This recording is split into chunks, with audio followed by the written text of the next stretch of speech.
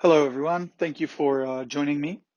My name is Itai. I'm a second generation commercial beekeeper, and I'm also the co-founder and COO of BeeHero. I'm originally from Israel, and my family owns the largest beekeeping operation in Israel with about 5,000 colonies. We also farm and grow some fruits, but our main business is bees. Today, my focus is in BeeHero, and even though my dad doesn't really like the fact I'm not helping around with the bees, he's very supportive and proud um, of what I do and what we do at BeeHero for the industry. So I'll start with the need. You can see in that graph that over the last 50 years, farmland acreage stayed pretty much the same, but the number of farms got significantly smaller, and the size of them got significantly higher, bigger. Production per acre is also growing, and a big driver for all of that is precision agriculture and ag tech. Growing up in an agricultural environment, I saw the technological progress of that sector all around me. Tractors are basically driving themselves, cows are now being milked by robots, fields are being accurately irrigated by computers, and everything revolves around efficiency. Um, a major part of the agricultural industry, as all of us know, is beekeeping. Us beekeepers take care of pollinating fruits, vegetables, and basically enabling the production process. But innovation skipped this sector.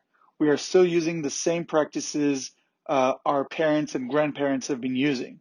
The less disruptive change to this industry was the invention of motorized vehicle.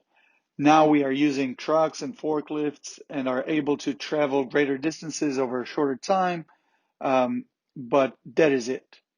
We are still forced to physically inspect each and every hive in order to get the full picture of what is going on in our outfit. To me, this was mind-boggling, and I was trying to find technological solutions that can improve our operation. So I bought a few different systems that were available back then, but none of them really gave me what I needed. They were cool toys for maybe backyard beekeeping, but it didn't fit the needs of a commercial operation. Um, and that was the point I decided to team up with my co-founders and try and solve this. My co-founders are both coming from a technological background. They had experience with founding and even selling startup companies before, and we decided to start exploring. This is me in the picture assembling some of our units. This is the first generation of our sensors. We started by monitoring 10 hives in my backyard. We wanted to get a feel of the data that we're collecting and see if there's anything there. Very quickly, we found ourselves monitoring about 1,400 hives across Israel, and yeah, this specific sensor, this version, the first version, it was extremely complicated, a lot of wires. It was kind of ugly, but it did what we needed it to do at the time. Here I'm assembling some scales that we have designed to measure the weights of the colonies we're monitoring. And in this picture, you can see me installing the systems. And since then, we've made a huge progress. This is our second generation and current version that we are using. This version is already totally wireless.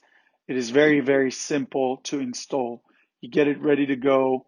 You don't have to do anything. All you have to do is place it inside the hive. This is another picture of the current sensor. After deploying thousands of our second generation units and working with a lot of beekeepers, we've learned a ton. And our third version is much more exciting. It is way better in every single way. It's smaller. It's easier to install. It has a longer battery life of about 3 to 5 years. It's more stable, it's more accurate, and it's here. We had a lot of delays caused by the whole coronavirus situation, but it's here. This is the first hive monitoring system that was designed by commercial beekeepers for commercial beekeepers. And it's very easy to see that when you start using it. So what do we actually do? We use hardware to collect data, and then we use artificial intelligence to analyze the data and provide you, the beekeeper, with real insights about your hives. I'm not talking about raw data of temperature over time or anything like that. I'm talking about actual insights. This way you can make data-driven decisions and keep your hives stronger and healthier, reduce your mortality rate, and manage your workforce to reduce operational costs. In this picture, you see us during a trial at the Nichols Soil Lab in Arbuckle, California. This is an experimental almond orchard. The sensors are placed inside the hive in the middle of the brood chamber and collect a few different parameters like temperature, humidity, sound, vibration, electromagnetic field, and more. The data collected in the field is then being sent wirelessly to our cloud. We've developed machine learning algorithms or artificial intelligence, whatever you want to call it, that analyze the data, classify it, and then predicts what is the state of your hive in a very accurate way. We have taught our system to provide real actionable insights. It's not going to give you, as I said, raw data. It's going to tell you exactly what is going on inside your hive. It will tell you if your queen is dead or not performing. It will tell you how many frames of bees you have, how many frames of brood, if you have hive varroa infestation, and if the hive is being stolen. You can think of it as a Google translator for bee language. This will help you monitor your hives and understand the full picture in any event. Honey production yards, during pollination, indoor storage, and even when you move your bees on trucks. This becomes your go-to when you want to understand what's up. Here are some screenshots of our app. You can scroll through your outfit and get some basic info or browse on a map. You can also filter and sort by many different variables and basically go through all of your yards very quickly and understand what is going on. And then when you choose a specific yard, you get a much more detailed view of that yard, and that gives you everything you need in order to plan your actions. You will know exactly when is the best time to visit which yard. You will know what needs to be done in that yard and what equipment you should have on the truck with you.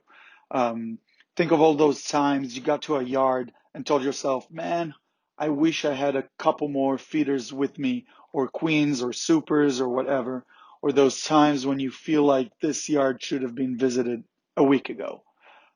With our system, you can avoid those cases and make data-driven decisions that will help your bees and your business. I want to quickly show you a short clip of me testing a sensor after an update that we have made. In this video, you will see very basic information and user interface. This is not the final product. This is only a test version, and that is why it looks like that.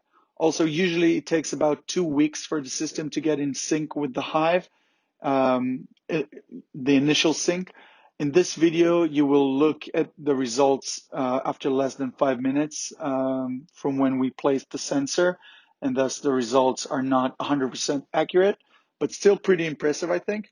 You will be the judge of that, I guess. So here we go. We're here checking a new sensor that we just got from the development team in Israel. We're going to put it in one of the hives here, and we'll see if it works like it should. It gives you basic information, just lets you understand what is the situation in your yard before you even have to get in your car and drive all the way here. So now we're going to open the app and see what we actually get. Okay, so first of all, we see that we have a queen in. It's a bit wobbly because we just put it in, but it tells us it's somewhere around 7 brood frames, 20, maybe 21 bee frames, and the activity level is excellent. So now basically what we're gonna do is go back to the hive, figure out if those numbers actually make sense. So let's do it.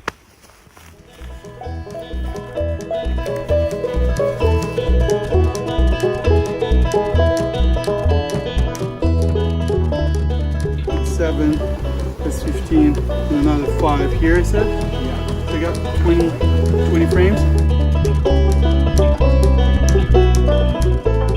We're at 7 brood frames. Great. So we can call it probably 7.5. 7.5. Between the bottom two. Yeah. So that's actually very similar to what we've seen on the app. So I'm very pleased with that. That's great. Just after having the sensor inside for how long? I mean, less than 5 minutes. Yeah. Yeah, it's incredible.